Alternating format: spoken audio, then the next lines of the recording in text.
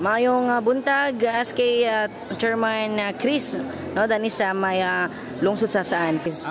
Ano ma'am, SK Chairman ko sa Barangay Lorasan, at the same time elected as SK Federation ko sa lungsod sa saan. Ayun. So sir, gipahigayon karon ang Paglaom Youth Forum dani sa may covered court sa Hasaan National High School, no? So unsa man ni about sir ang detalye ni sir? Pwede ba nimo isa-isa sa amo kung unsa gini ang maong kalihukan karon? Actually ma'am, gipahigayon namo ang Paglaom Youth Forum para sa mga pud nga mga concerns sa kanyang kabataan sa lower, especially pud sa mga kabataan pud sa lower, like kanang ma-raise na mga concerns, especially lagov, ilakong, like namang gisam nga dili gid na mo makaya, especially ang budget sa SK, labi na sa barangay. So pahigayon na mga Paglaom Youth Forum nga mahatag na mo, mapaabot na mo ilagov, ila congressman, or either kinsa sa mga guys karon nga nami hangyo or mga request sa ila din para ra pud nga mapaligon na mo ang mga youth, mga kabatanunan sa mong barangay.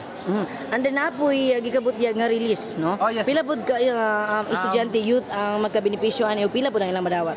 Kuan ma'am, 363 ka 326 mga something 300 up ma'am. Then gi-budget ra pud na mga mong SK educational assistance para pud nga maapod sila tanan, which is tag 500 pud sila, which is kani ang educational assistance nga program is sa past former SK chairman na namo siya.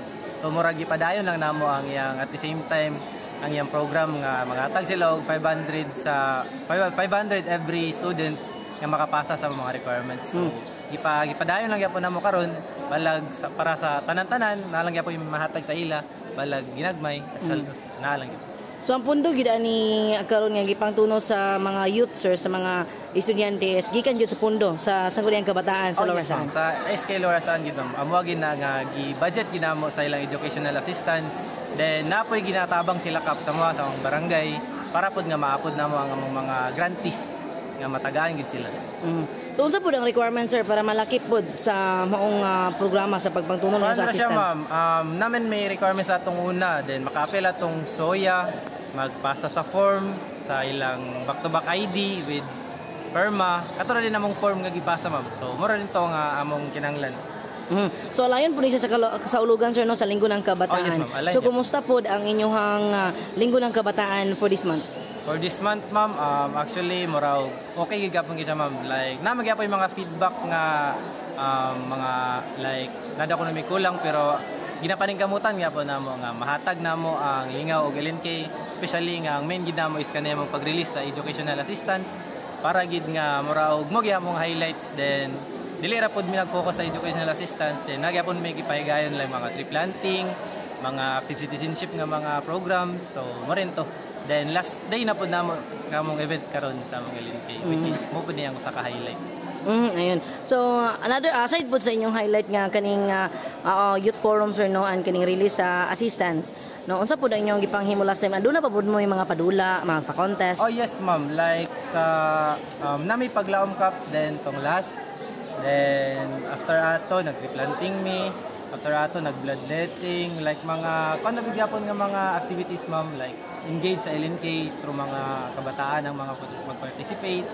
Then pa din ta mga event. Then kato din ang last gabi ang among Miss Lorasan. Then nahuman na gabi mo pud na wala nabitin ay kanang na late ni pag atiman kay mga 1 AM na gid naman na mga event gabi. So mura pud to ang among mga event sa mga LNK. Ayun. So sir, no, ang pila gid ang duration, no, pila ka adlaw ning lungtad ang inyong LNK? Karon sa nagsugdan, karon sa pod, karon magid mo man. LNK na mo ma'am, ang sports is nag-start siya sa June. Bali ang sports sinana kay magadula ra sa Friday, Saturday, antod giabot dayon sa within this week sa mga LNK. So last week nag-championship naman mi. So siguro unya nami awarding sa mga sports nga among hatag, especially na po sa LNK namo sa tanan-tanan. Ayan. So kumusta po sir ang suporta, no, sa lokal nga panggamhanan sa lungsod sa Hasaan, ug ang suporta po, no, sa tuang panlalawigan, no, nila Governor Peter Onabia ug nila Congressman Bambi Imano sa inyong mga event po? So far ma'am, start ko sa among landong Mayor Redentor Sardin, Wala gi ko'y kailain ka istorya, grabe gid niya pagsuporta sa mong barangay, dili ra pod sa mong barangay sa tanan-tanan nga mga barangay. Kung wala pod si mayor, wala ni namo mga mga programa karon. Especially kay Gov, grabe kami ka-thankful kay sige na may balik sa province. Kung ayaw tabang ya Gov, wala pod may pakyasan ni Gov. Ihatag ni Gov ang mga panginahanglanon, especially yakong congressman, especially sa mong board member si Mary Kay Temple. Board, thank you kayo. Dagan gid gum nga tabang sa mga especially nga samot na karon nga nagtipon-tipon ang mga kabatanunan karon. So, mura pod siya. Ayun. So, sir, no, lastly, imong mensahe sa kabatanunan, ilabi na gyud sa mga kabatanunan sa lungsod sa saan?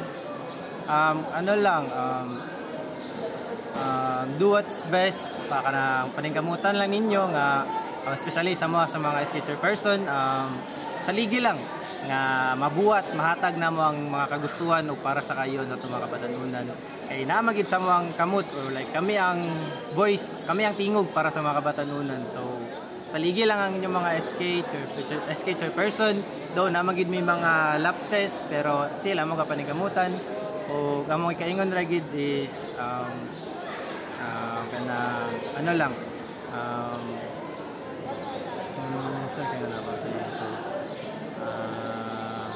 padayon lang yapon sa pagsuporta kay ihatag na mo tanan kung saan pa magaling mo kinahanglan.